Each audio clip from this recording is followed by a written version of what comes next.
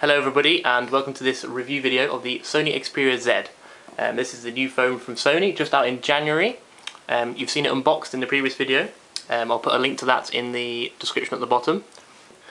The back is a kind of reflective plastic material. The front is scratch resistant, shatter resistant glass.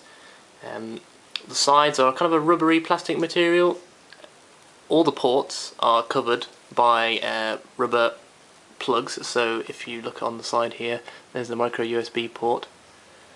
If I pull that plug off, it hinges out and it reveals the port. That's because it's waterproof down to 1 meter for up to 30 minutes.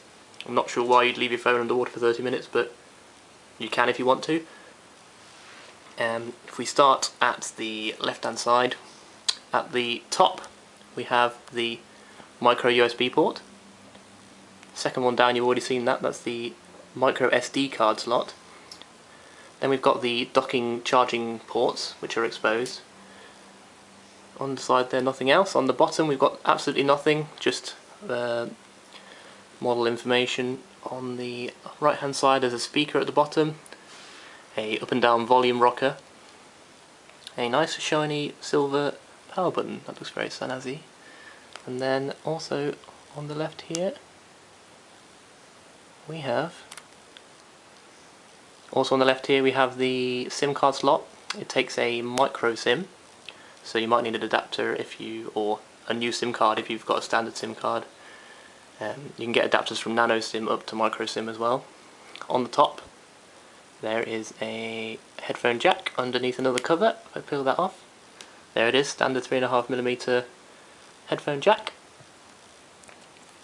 On the back we've got the camera and the LED flash. The camera is 13.1 megapixel. It's also got a front facing camera that is a 2.2 megapixel.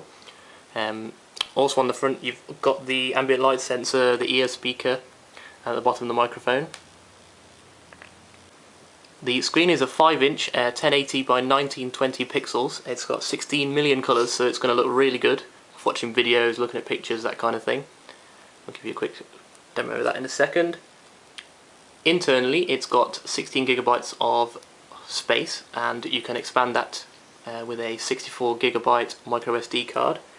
It's got 2 gigabytes of RAM. The processor on this is a 1.5 gigahertz quad core processor, so that's going to be really fast, lightning fast. It's going to be really good for playing games, videos, HD videos, that kind of thing.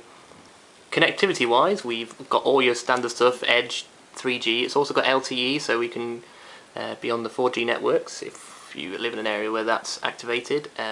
Wi-Fi wise, there is 802.11a, b, g and n, all the standard ones at the moment. This is running Bluetooth 4.0, so super low power consumption on that. The battery in this is a non-removable one, which some people find annoying, but it allows them to make smaller phones, which I think is good. It's a 2330 milliamp lithium or lithium ion battery, I think it is in this one. That, according to the figures, gives you 550 hours of standby time. I'm gonna highly doubt you're gonna get 550 hours standby time on a phone with a screen like this, but they probably tested it with everything turned off, so we'll allow them that one. Music playtime up to 40 hours, fairly good. Similar to the iPhone, a lot less than your standalone iPods, but it is a phone as well, so that's really good. Weight wise, it doesn't feel too heavy for a phone of its size. The specification says it's 146 grams. Compare that to the iPhone 5, which is 112 grams. It's a lot bigger phone, so obviously that's why it's heavier. Size wise, the 5-inch screen is obviously making the size of the phone fairly large, but if you compare it to a iPhone, for example, that's the iPhone 5 we've got there, it's probably quite a bit larger. The iPhone has a 4-inch screen. Obviously this is going to account for the larger front size. Sideways on, depth, they are about the same. You can't really see that.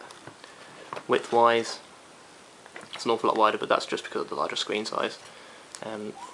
Doesn't feel too bad in the hand as well. With the larger screen, it's often quite difficult to reach with your fingers if you're using it with one finger. You'll probably find that you just have to hold it slightly differently. If you hold it further I've got quite a large hand, so it doesn't affect me too much, but the smaller amongst you might have issues. This is running Android Jelly Bean 4.1, so pretty recent. There isn't anything newer. There was a system update available for this when I first turned it on. I haven't done it yet. I think that's it's just a patch for a couple of bugs that they found with Android. This I literally have not touched this, so this is all the default settings with Android. They stick a few adverts for their stuff on it, so unlock a new world of entertainment. That'll be fun. Plenty of widgets on the front screen that you probably don't need. All the Sony stuff. They're trying to get you to sign up to Sony Select and Sony Music Services, Video Unlimited. You can probably get rid of all that if you don't really need it. I won't go too in depth into the Android setup. This is just Jelly Bean. You've got the basic operating system buttons at the bottom, so home screen, back, and the multitasking stuff.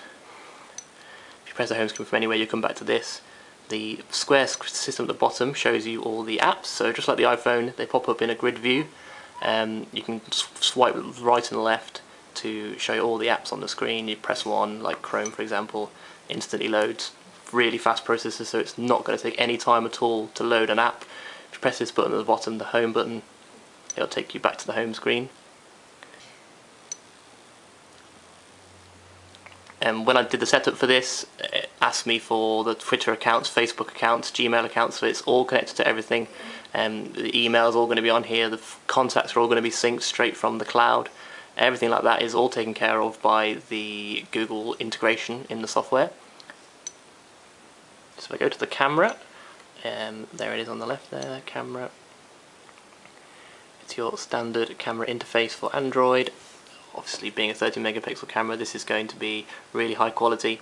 So overall, this is a really good phone, really snappy processors, so everything loads really quickly, it's really fluid, running the latest version of Android, which makes it a lot better than the previous versions. They've done a lot of work in, I think they called it Project Butter, where they made everything a lot more slick, a lot more like you have on the iPhone, where everything has an animation to make it all swooshy and awesome looking. The keyboard that comes with this version of Android is the swipe keyboard, so you can either type standardly, where you just press each letter, comes up at the top, or you can drag your finger. So if I drag to spell my name, I don't even have to press, and it's actually that's a lot quicker than typing, so that's really good. You can get this phone direct from Sony or from a place like Amazon. I think the best price I've seen is £464, that's from Amazon. I'll put a link in the description below. If you have been, thank you for watching. Please hit subscribe to see our next videos. We're probably going to do a dunk test of this to test out its waterproof capabilities, so stay tuned for that, and I will see you soon.